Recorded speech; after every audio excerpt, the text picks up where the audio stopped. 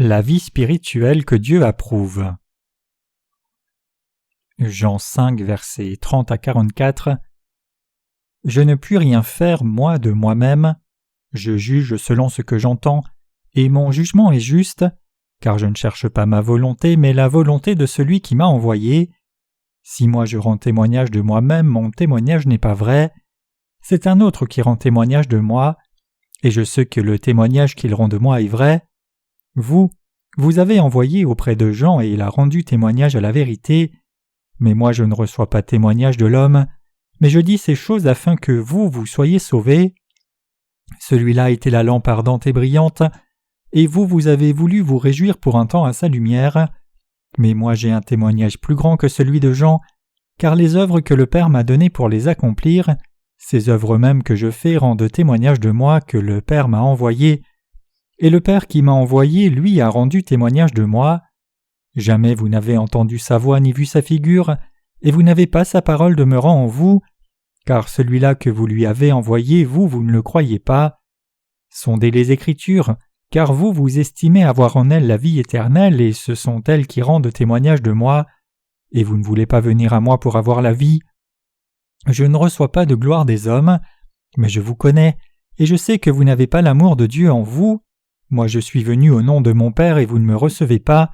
Si un autre vient en son propre nom, celui-là vous le recevrez. Comment pouvez-vous croire, vous qui recevez de la gloire l'un de l'autre et qui ne cherchez pas la gloire qui vient de Dieu seul? Comment allez-vous tout le monde? Je suis certain qu'il vous est arrivé beaucoup de choses ces derniers jours comme pour moi.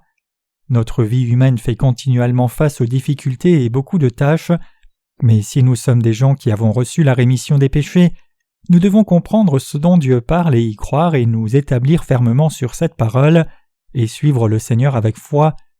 Je crois qu'il est mieux de vivre chaque jour avec la foi dans la justice du Seigneur que d'être déprimé par les difficultés et les lourds fardeaux de travail en se lamentant en agonie. Le Seigneur a répandu sa grâce en toutes choses et toutes les tâches de notre vie depuis le moment où il nous a donné la grâce du salut. Quand nous comprenons le Seigneur plus en profondeur après l'avoir rencontré, nous pouvons sentir que le Seigneur a vraiment répandu la grâce incommensurable de miséricorde sur chaque jour et éternellement dans notre vie de marche avec le Seigneur. Comme nous le savons déjà, il y a les gens avec qui nous devons garder une bonne relation pendant longtemps dans notre vie, et ceux dont ce n'est pas le cas. Le Seigneur est l'une de ces personnes avec qui nous devons être en communion longtemps, et en fait pour l'éternité. C'est parce qu'il est notre Dieu d'amour, le Dieu existant plein de gloire bénie. Ceux qui ont rencontré le Seigneur depuis longtemps peuvent mener une vie belle et bénie. Comme l'apôtre Paul l'a dit, « Réjouissez-vous toujours, priez sans cesse et rendez grâce en toutes choses. » Nous devons comprendre la volonté de Dieu en toutes choses et vivre en lui rendant grâce. Bien sûr, il peut y avoir des temps difficiles même si nous avons mené une vie de foi fidèle après avoir rencontré le Seigneur dans la vérité. Alors pourquoi Dieu a-t-il permis ces temps difficiles ? C'est parce que Dieu veut nous enseigner quelque chose à travers ces difficultés. Donc nous devons endurer les difficultés que nous voyons par la foi, et nous devons accorder notre attention à ce que le Seigneur nous dit dans ces difficultés. Le Seigneur nous conduit parfaitement quand il y a des difficultés venant de toutes parts, ou que nous n'avons pas de problème du tout. C'est la même chose quand Satan le diable nous tente. Le Seigneur sait comment Satan le diable nous attaque et par quelle méthode il essaye de nous ruiner. C'est pour cela que nous devons prier le Seigneur, même quand Satan le diable nous tente. Alors nous pouvons entendre parfaitement comme le Seigneur nous guide, ce qu'il nous enseigne et ce qu'il pourvoit et par quelle méthode il nous protège, comme il nous bénit et la parole qu'il nous donne pour nous enseigner toutes ces choses. J'ai aussi expérimenté tant de choses merveilleuses après avoir rencontré le Seigneur. Il y a certaines choses que je ne comprenais pas dans les Écritures auparavant, mais j'ai compris la vérité difficile naturellement après avoir rencontré le Seigneur et mené la vie spirituelle en lui. À la différence des livres du monde, nous ne comprenons pas les Écritures par l'apprentissage ou la mémorisation. Expérimenter la parole de Dieu dans notre vie et notre marche quotidienne et professer dans nos cœurs, c'est la vérité que Dieu a dite, c'est la vraie compréhension et l'éveil des Écritures. Comme je le fais, chacun peut souvent réaliser que Dieu dit ceci dans tel contexte quand on réfléchit à sa vie en y mettant la lumière de la parole. C'est l'œuvre de Dieu qui nous enseigne la vérité de Dieu en nous guidant personnellement. Nous pouvons mener une vie spirituelle correcte parce que Dieu nous guide à chaque pas de notre vie. Cela signifie que nous pouvons suivre le Seigneur en regardant à la justice de Dieu et cherchant la grâce de Dieu et confirmer son amour et sa vérité chaque jour. Tant de choses me sont arrivées la semaine dernière où je n'ai pas pu vous rencontrer. Après avoir reçu la rémission des péchés en croyant dans l'évangile de l'eau et de l'esprit, j'expérimente tant de choses en une seule semaine. C'est pour cela qu'une semaine semble si longue. Une semaine semble si longue qu'il faudrait plus qu'un livre si j'essayais de décrire toutes les choses qui sont arrivées durant une semaine ces temps-ci. C'est probablement le cas pour chaque chrétien qui a la foi et pas seulement moi. Il y a un auteur japonais nommé Miura Ayako qui est un chrétien et nous pouvons voir dans les livres qu'elle a écrits comme le point de gel et le mont pour élever les brebis que tant de choses sont arrivées dans sa vie spirituelle. Nous pouvons aussi probablement écrire une très longue série de nouvelles si nous devions écrire sur les choses qui nous sont arrivées durant une semaine.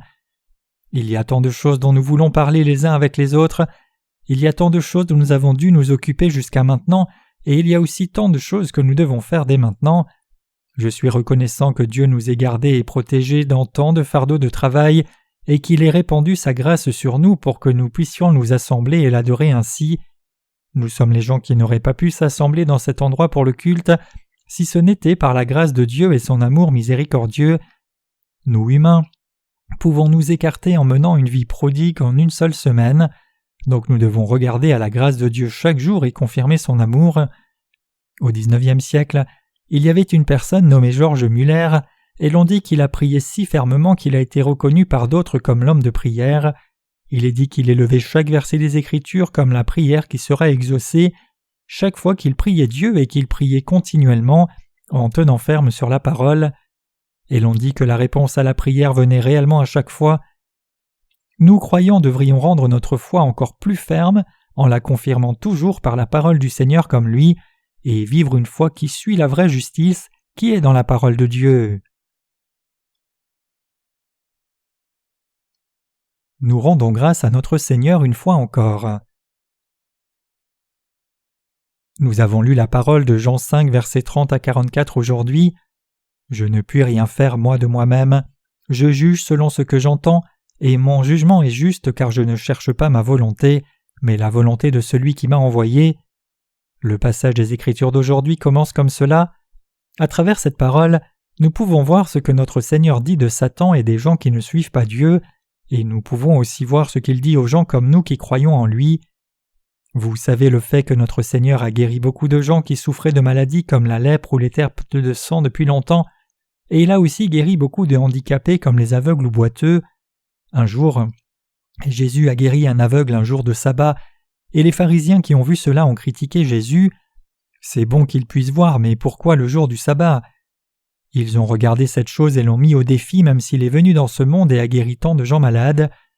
Les Juifs de l'époque clamaient la loi très fort. La loi aurait dû être utilisée comme un moyen d'accomplir la justice de Dieu, puisque Jésus-Christ était venu, mais l'ouverture des yeux de l'aveugle au sabbat était un tel péché pour ces gens qui ne pouvaient pas se défaire de l'entêtement de la loi. Mais en dépit du fait que les gens ont dit que c'était du péché, l'aveugle qui a ouvert les yeux pour la première fois de sa vie ne pouvait plus fermer les yeux. Il a marché avec assurance les yeux ouverts indépendamment de ce que les gens disaient. Les Juifs ont même expulsé cet aveugle, et il a ensuite rencontré Jésus. Le fait que j'amène cette histoire en plein milieu de notre partage sur les choses que le Seigneur fait dans nos vies a pour but de vous informer du bon standard de jugement. Le Seigneur dit « Je ne puis rien faire moi de moi-même, je juge selon ce que j'entends et mon jugement est juste. » Jean 5, verset 30. Ces gens jugeaient Jésus en disant « C'est mal, c'est péché » quand Jésus a guéri l'aveugle au sabbat. Ils ont dit « Comment peux-tu ouvrir les yeux et guérir les malades au sabbat ?» Mais le Seigneur a répondu à leur critique « Je ne juge de rien moi-même. Il est juste de juger selon ce que j'entends. Je ne fais pas comme je veux, mais je fais selon celui qui m'a envoyé, donc mon jugement est juste. » Que veut dire cette parole ? Elle signifie que nous ne devons jamais juger selon nos propres pensées quand nous jugeons les autres dans la présence de Dieu, et que nous ne devons pas réagir avec nos propres pensées quand Dieu nous juge. Il est dit que nous ne devons pas juger comme nous voulons dans notre jugement de Jésus-Christ comme les pharisiens de l'époque, et plutôt tirer la conclusion selon la parole de Dieu seul. Le Seigneur dit que juger selon la parole de Dieu le Père est la voie la plus parfaite et correcte. Nous devons juger seulement selon la parole donnée par Dieu, quand nous jugeons une personne, et nous devons aussi penser au jugement que nous recevrons devant Dieu si nous sommes des gens qui ne sont pas nés de nouveau. Nous nous tiendrons devant Dieu pour le jugement, que ce soit bien ou mal, et nous serons jugés selon la parole que Dieu lui-même a essayé de nous donner à nous qui sommes nés de nouveau. Nous sommes des êtres qui devons être jugés par Dieu selon la parole de Dieu. Des gens qui ne croient pas ne peuvent pas nous juger. Donc nous devons toujours considérer qu'est-ce que Dieu m'a dit et qu'est-ce qui est dit dans la parole de Dieu, et vivre notre foi selon cette parole. Jésus nous parle de cela dans le passage des Écritures d'aujourd'hui. Il dit qu'il est juste de juger selon ce qu'il entend de Dieu le Père. En d'autres termes, il est dit que notre foi doit être approuvée selon la parole écrite des Écritures et que nous recevrons le jugement selon cette parole. Il n'y a pas de standard moral plus élevé qui existe dans ce monde qui puisse nous juger. S'il y a un seul critère de jugement, c'est la parole de Dieu. Même Jésus, qui est le Sauveur et le Créateur, a dit qu'il ne juge pas le monde lui-même, mais il a jugé selon le critère qu'il a entendu du Père. Alors comment faisons-nous, nous qui sommes nés de nouveau devant Dieu? Nous devons réfléchir sur nous-mêmes avec la parole de Dieu pour être approuvés par lui. C'est ainsi que nous devons être approuvés pour la bonne chose comme la bonne chose et la mauvaise comme la mauvaise. Nous devons être approuvés et jugés selon la parole de Dieu seul. Nous devons ainsi être revêtus de miséricorde et de grâce par la parole de Dieu. Notre Seigneur nous dit que c'est le jugement le plus correct et parfait. Le vrai témoignage.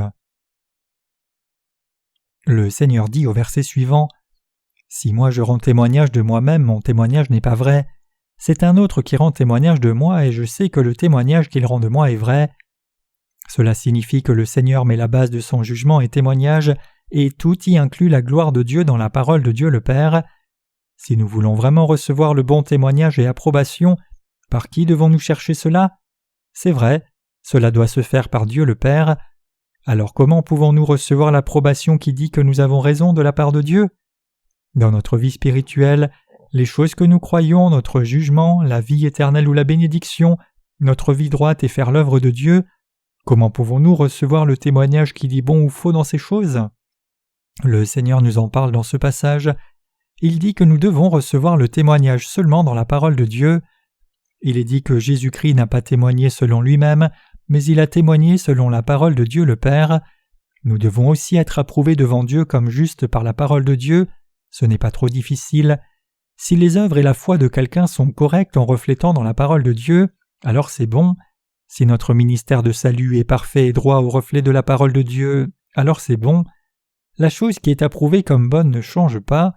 Le témoignage et l'approbation que nous avons reçus dans la présence de Dieu devient la vérité réelle et éternellement impérissable si la parole de Dieu témoigne pour nous que notre ministère du salut est bon et que nous avons reçu le salut du péché par l'évangile de l'eau et de l'esprit. Ce n'est pas Jésus-Christ lui-même qui a témoigné qu'il est le Fils de Dieu, le Sauveur qui a expié tous les péchés de l'humanité. Le Saint-Esprit a dit toutes ces choses à Jean-Baptiste, et Jean-Baptiste, selon l'inspiration du Saint-Esprit, a témoigné de Jésus-Christ par la parole.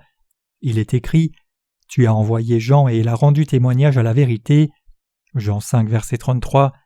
Jean-Baptiste a aussi témoigné « Voici l'agneau de Dieu qui ôte le péché du monde » En effet, c'est le témoignage de Dieu, et celui qui a inscrit ce témoignage dans la Bible, c'est l'apôtre Jean. Jésus a révélé le fait qu'il est le Fils de Dieu non par lui-même, mais par la parole de Dieu, inscrite dans l'Ancien Testament. Jésus a pris une petite gorgée quand on lui a donné du vinaigre alors qu'il était sur la croix, puis a refusé d'en boire plus et il s'est écrié « Tout est accompli ». Jean 19, verset 30. Par cette parole, nous pouvons voir que c'était sa volonté solide d'accomplir notre salut parfaitement selon les Écritures. Ainsi, notre Seigneur est venu dans ce monde et a accompli l'œuvre du salut, non selon ses propres désirs. Il a agi seulement selon ce que les Écritures ont dit et l'a fait exactement selon les Écritures. Si notre Seigneur, le seul et unique Dieu, a fait ainsi, alors comment devrions-nous faire, nous qui menons une vie spirituelle dans ce monde? C'est vrai, nous devons faire, croire et suivre exactement selon les Écritures, comme notre Seigneur l'a fait, et nous devons recevoir le témoignage par la parole des Écritures et rien d'autre. Je dis que nous devons recevoir la confirmation du témoignage par la parole de Dieu. Nous devons toujours faire attention à la parole de Dieu comme elle nous est donnée à nous qui sommes nés de nouveau par la foi, indépendamment de ce que les gens qui ne croient pas disent. Il est dit « Vous avez envoyé auprès de Jean et il a rendu témoignage à la vérité.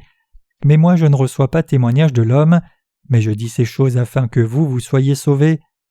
Notre Seigneur a dit qu'il ne reçoit pas le témoignage des gens. Nous les saints devons recevoir le témoignage de Dieu seul et personne d'autre. Le Seigneur n'a demandé à personne de l'approuver quand il était dans ce monde. Il y a beaucoup de choses qui se disaient à propos de lui, mais il n'a pas cherché le témoignage de quiconque dans ce monde.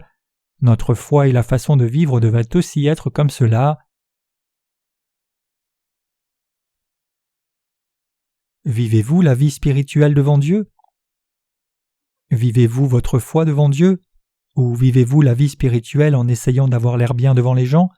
C'est vrai, nous qui sommes nés de nouveau par l'évangile de l'eau et de l'esprit devons mener la vie spirituelle devant Dieu.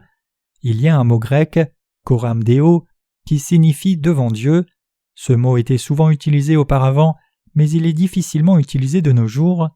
Comme ce mot l'implique, nous devons garder à l'esprit le fait que Jésus a reçu le témoignage seulement de Dieu quand il cherchait un témoignage. Notre vie spirituelle devient droite quand nous suivons une telle formule de la foi de Jésus. Que dit la parole sur l'œuvre que je fais, sur mes pensées et actes? Faire toujours attention à la parole de Dieu de cette manière est vraiment l'orientation droite de la foi. C'est seulement quand nous avons une telle orientation que nous pouvons nous défaire de nos fautes rapidement et aussi recevoir la grâce parfaite de Dieu à leur sujet. Nous pouvons faire cela seulement en confirmant nous-mêmes à travers la parole. Je vais réitérer ceci. Jésus n'a pas cherché le témoignage des gens. Alors de qui devrions-nous, nous chrétiens, chercher le témoignage par rapport à tout ce que nous faisons? C'est par la parole de Dieu. Parmi les choses que nous faisons, il y a probablement des choses qui peuvent être approuvées devant Dieu comme vraiment droites et certaines choses qui ne le pourraient pas. Lorsque les choses sont bonnes ou mauvaises devant la parole de Dieu, nous devons prendre la parole de Dieu et avancer plus fermement dans les choses dont Dieu dit qu'elles sont bonnes, et résolument écarter les choses dont il dit qu'elles ne sont pas bonnes. C'est le moyen dont nous qui avons reçu le témoignage devant Dieu devons avancer. Le Seigneur a dit « Vous avez envoyé auprès de Jean et il a rendu témoignage à la vérité. Mais moi je ne reçois pas témoignage de l'homme, mais je dis ces choses, afin que vous soyez sauvés. » Comme cette parole, les gens qui mettent leur confiance en Jean-Baptiste, les gens qui croient dans l'évangile de l'eau et l'esprit que Dieu a accompli, ont déjà reçu le salut, et nous sommes ces gens qui avons reçu le salut. Nous humains trouvons finalement la voie qui nous conduit à la vérité seulement après avoir passé des erreurs à répétition. Nous qui sommes nés de nouveau avons aussi expérimenté quelques fautes dans la chair, mais nous avons toujours la parole de vérité avec nous. Seul le Seigneur nous dit exclusivement la vérité dans ce monde invariablement à travers la parole. En croyant la vérité, nous pouvons réaliser « cette partie en moi est bonne, mais cela n'est pas bon » et choisir la bonne voie. Le disciple bien-aimé de Jésus, Pierre, a aussi fait beaucoup d'erreurs comme nous, mais il a dit plus tard « Oui Seigneur, tu sais que je t'aime » et a vraiment reçu le témoignage de la vérité, a cru la vérité, suivi la vérité, puis est finalement devenu serviteur de Dieu. Nous pouvons aussi tomber et faire beaucoup d'erreurs comme Pierre, mais que nous dit la vérité de Dieu? N'est-il pas dit que nous sommes sauvés? C'est pour cela que nous pouvons expérimenter que chaque problème est résolu devant Dieu, peu importe quelle erreur nous avons faite si nous voyons juste ce que le Seigneur dit, confirmons la parole du témoignage et nous détournons de nos fautes. Peu importe quel mal nos enfants ont fait, que ferions-nous s'ils s'en détournent et suivent la bonne voie? Tout serait restauré. Je veux que vous sachiez que suivre le Seigneur est similaire à cela. Bien que je ne vous ai pas suivi la semaine dernière, je peux penser à un certain point comment vous avez vécu pendant ce temps. Je sais trop bien comment Satan le diable vous a tenté et dans quel domaine vous êtes faible, mais la personne qui vous connaît le mieux c'est le Seigneur. C'est pour cela que le Seigneur nous dit « Recevez mon témoignage et n'essayez pas de recevoir le témoignage des hommes. » Quand nous recevons le témoignage de ce qui est juste ou faux par la parole, nous pouvons ancrer les parties correctes encore plus fermement et corriger les parties fausses. La chose importante ici, c'est la méthode pour corriger le mal qui doit aussi venir de la parole.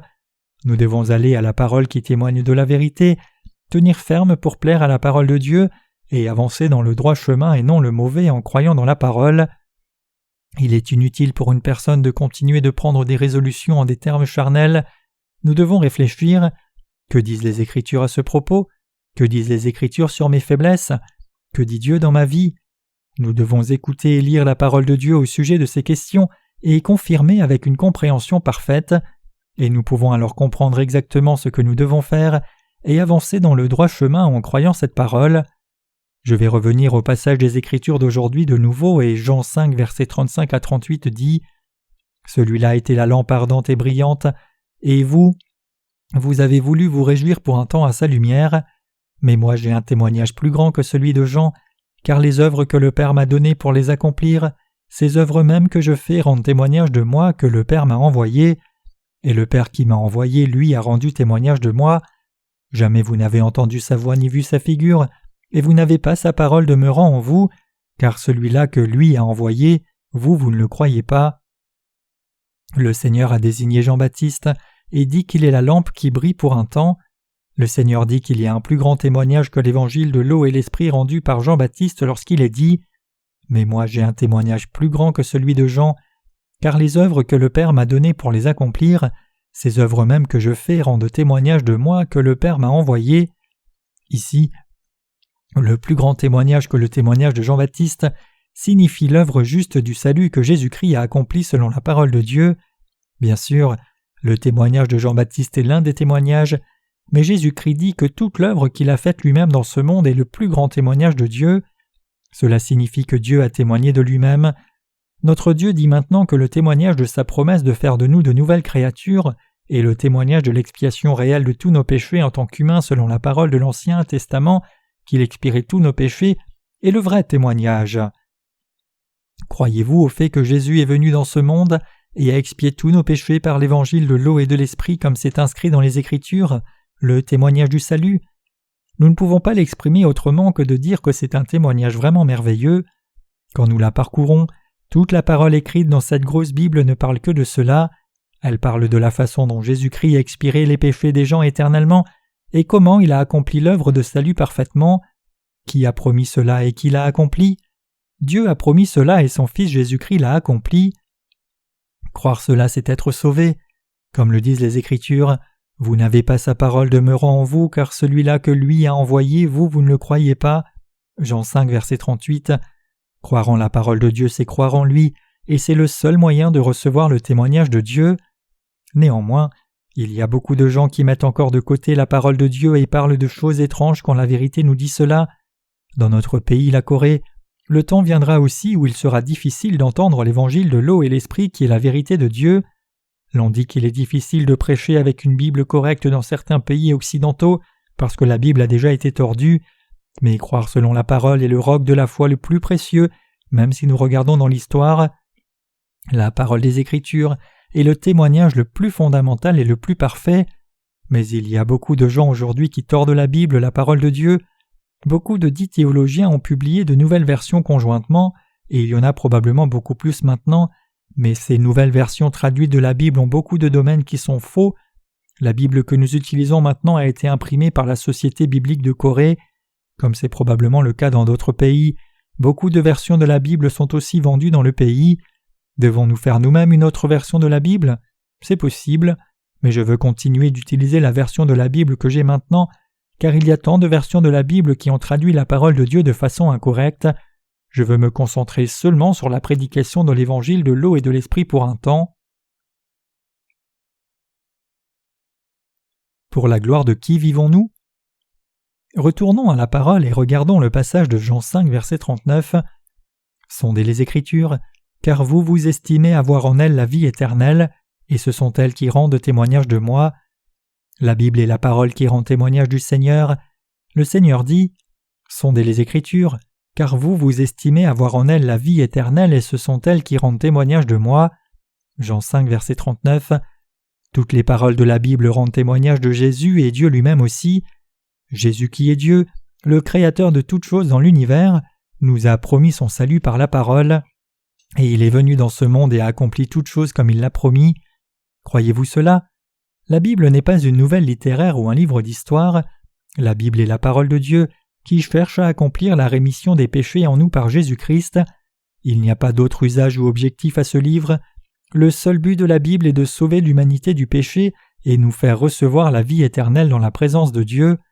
Le Seigneur continue et dit « Et vous ne voulez pas venir à moi pour avoir la vie. Je ne reçois pas de gloire des hommes, mais je vous connais, et je sais que vous n'avez pas l'amour de Dieu en vous. Moi je suis venu au nom de mon Père et vous ne me recevez pas. Si un autre vient en son propre nom, celui-là vous le recevrez. Comment pouvez-vous croire, vous qui recevez de la gloire l'un de l'autre, et ne cherchez pas la gloire qui vient de Dieu seul ? Nous devons chercher la gloire de Dieu selon cette parole, et recevoir cette gloire et la posséder parfaitement dans nos cœurs. Nous devons toujours penser profondément dans la présence de Dieu si nous devons être approuvés par les gens ou être approuvés par Dieu, si nous devons être aimés par les gens ou par Dieu. Bien que le Seigneur nous ait parlé de cela comme si c'était vraiment facile, nous devons y penser profondément parce que nous sommes humains et ne pouvons pas facilement accepter la vérité. Le Seigneur dit « Je ne reçois pas la gloire de l'homme », mais qu'en est-il de nous ? Nous ne sommes pas le Créateur omnipotent, nous sommes des créatures vivant dans tant de soucis et de confusion, nous sommes des êtres si faibles, donc nous devons penser profondément si nous vivons une vie victorieuse ou une vie d'échec. Nous ne pouvons pas être approuvés par Dieu si nous recevons la gloire et la reconnaissance du monde, et nous ne pouvons pas être approuvés par le monde si nous sommes approuvés par Dieu. Nous devons faire une bonne sélection parmi ces deux choix. Devons-nous aimer Dieu ou devons-nous nous aimer nous-mêmes et les autres ? Les gens qui aiment Dieu le croient et le suivent, mais les gens qui n'aiment pas Dieu ne croient pas en lui et suivent plutôt quelque chose du monde pour être approuvés par le monde. L'histoire de l'aveugle dont les yeux ont été ouverts par Jésus au sabbat nous parle de l'aspect le plus fondamental de notre foi. Il est dit « Qu'est-ce que ce soit le sabbat ? C'est heureux d'ouvrir les yeux indépendamment du jour de la semaine. Faut-il désigner des jours pour que les yeux soient ouverts ? Ainsi, indépendamment que les yeux soient ouverts le sabbat ou un autre jour, c'est un sujet de reconnaissance d'avoir un aveugle qui ouvre les yeux, mais beaucoup de gens de l'époque pensaient que c'était un péché au lieu de rendre grâce pour cette œuvre. Nous devons avoir le cœur qui rend grâce pour tout, nous devons avoir un cœur reconnaissant comme base d'amour pour les autres, prendre soin des âmes, chercher le bénéfice des autres et chercher la gloire de Dieu. Mais beaucoup cherchent seulement leur propre gloire, tout comme les Juifs de l'époque. Ouvrir les yeux d'un aveugle au sabbat était un péché selon leurs critères, mais ce sont les gens qui ont établi la loi qui dit qu'ils ne peuvent même pas bouger un doigt au sabbat, et non la vraie justice de Dieu. C'est vraiment triste qu'il y ait des gens dans ce monde qui cherchent la propre gloire maintenant même, comme les Juifs qui clamaient avec entêtement les commandements qu'ils avaient établis. Chers croyants, ceux qui cherchent la gloire de Dieu recevront certainement la gloire de Dieu. Ces gens recevront aussi le salut.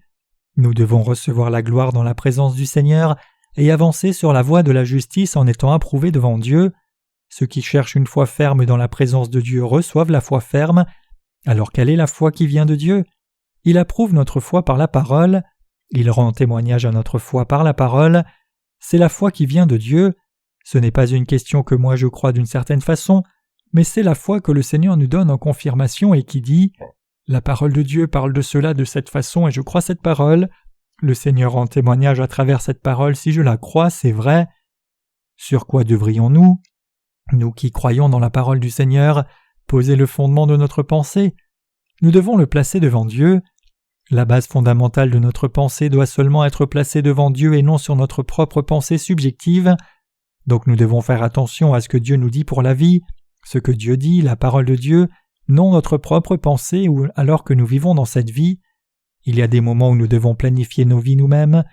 Je dis que nous faisons parfois des choses selon ce que j'aime et avec notre propre pensée quand nous faisons quelque chose, mais si nous sommes nés de nouveau, nous devons d'abord nous demander si Dieu sera heureux ou pas de cela, avant d'aller et de faire quelque chose. Les Écritures disent « Si l'Éternel ne bâtit la maison, celui qui bâtit travaille en vain » Psaume 127, verset 1. Si nous faisons quelque chose qui ne plaît pas à Dieu, nous recevrons seulement davantage de souffrance à cause de l'action que nous avons faite. Cependant, si nous faisons l'œuvre dont Dieu est heureux, nous recevons toujours l'approbation de Dieu, recevons sa grâce et recevons la bénédiction bien que nous puissions être épuisés. Dieu est celui qui a autorité sur toutes les bénédictions, il est celui qui donne la joie et le bonheur, donc je veux que vous sachiez que comprendre ce qui lui plaît et le faire, c'est la voie la plus sage pour la vie. Que dit le Seigneur de son jugement et témoignage dans le passage des Écritures d'aujourd'hui ?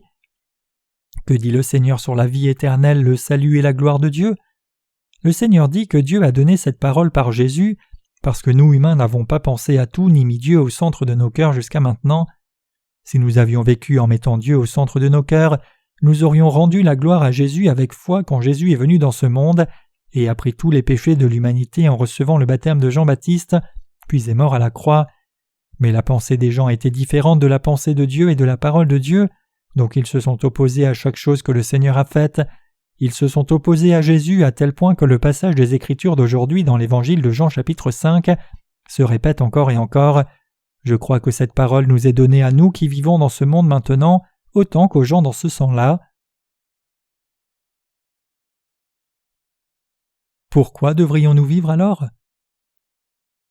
Pourquoi devrions-nous vivre à partir de maintenant ? Devrions-nous vivre pour la gloire qui vient de Dieu ou devrions-nous vivre pour la gloire qui vient des gens ? Je ne veux pas que vous ici cherchiez la gloire de l'homme l'un de l'autre. C'était la chose la plus décevante pour Jésus. Ce que Jésus est, c'est que les humains s'approuvent les uns les autres en rejetant la gloire de Dieu. La plupart des gens cherchent juste leur propre profit, et c'est réellement rare de trouver une personne qui cherche la gloire de Jésus-Christ. Mais nous sommes aussi exaltés quand nous l'élevons, tout comme les enfants sont élevés automatiquement s'ils exaltent leur père dans la famille. Que vous travailliez, étudiez ou quoi que vous fassiez, le faites-vous pour vous-même ou le faites-vous pour Dieu ?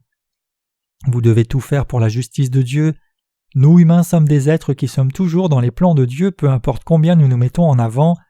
Si Dieu nous dit de tout faire pour la gloire de Dieu, alors nous devons avoir la foi qui pense « Je dois vivre si le Seigneur me fait vivre » et mourir si le Seigneur me laisse mourir. Alors il est bon pour moi d'aller vers lui après avoir fait ce qui plaît au Seigneur. Alors comment pouvons-nous lui rendre gloire ? En conclusion, c'est possible quand nous faisons tout pour la gloire du Seigneur.